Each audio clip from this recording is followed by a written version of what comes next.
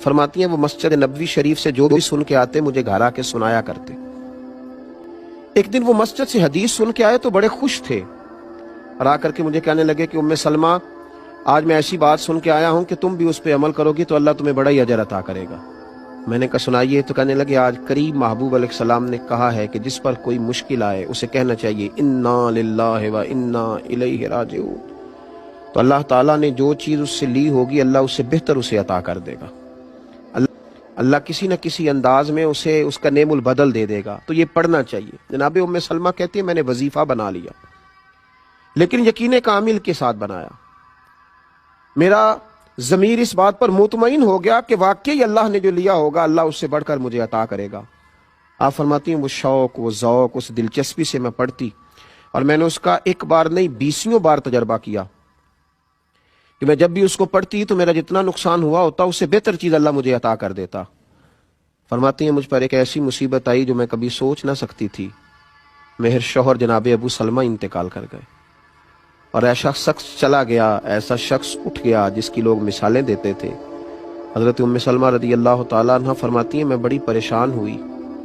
وہ وظیفہ میں نے پڑھ لیا جو حضور نے کہا تھا انا للہ و انا الیہ راجعون، پر میں سوچتی تھی اب میں بوڑھی بھی ہوں، حسن بھی وہ نہیں رہا، اور ابو سلمہ سے اچھا شوہر مجھے کیسے ملے گا؟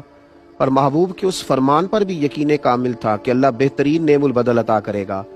جناب ام سلمہ رضی اللہ تعالیٰ عنہ کہتی ہیں میں اپنے بچوں کے درمیان پریشان بیٹھتی تھی، میری عدت گزری۔ مسلمانوں جب یقین کامل ہوتا ہے تو پھر جناب ام سلمہ کہتی ہیں اللہ تمہیں ایسا نوازتا ہے تم نے کبھی سوچا بھی نہیں ہوتا۔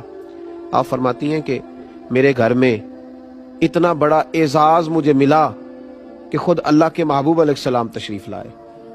میں سوچتی تھی ابو سلمہ سے اچھا شوہر کیسے ملے گا، تو نبی پاک علیہ السلام نے مجھے آ کر کے کہا کہ ام سلمہ میں تیرے ساتھ نکاح کرنا چاہتا ہوں۔ کہتی میں اس قدر خوش ہوئی کہ میرے آنسو بہہ گئے۔ میں نے کہا کہ محبوب کی بات پر یقین کامل نے مجھے اتنا نواز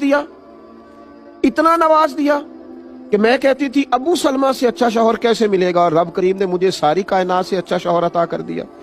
حضرت ام سلمہ کہتی ہیں میں نے عرض کی یا رسول اللہ صلی اللہ علیہ وسلم میں بوڑھی بھی ہوں، کوئی زیادہ خوبصورت بھی نہیں، حضور میں کوئی خدمت نہیں کر سکتی، تو یہ شفقتیں، تو حضور نے فرمایا بس میں تمہیں اور تیرے بچوں کو سہارا دینا چاہتا ہوں۔ تو آپ فرماتی ہیں میرے یقین کامل نے مجھے مومنوں کی ماں بنا دیا ہے، میرے یقین کامل۔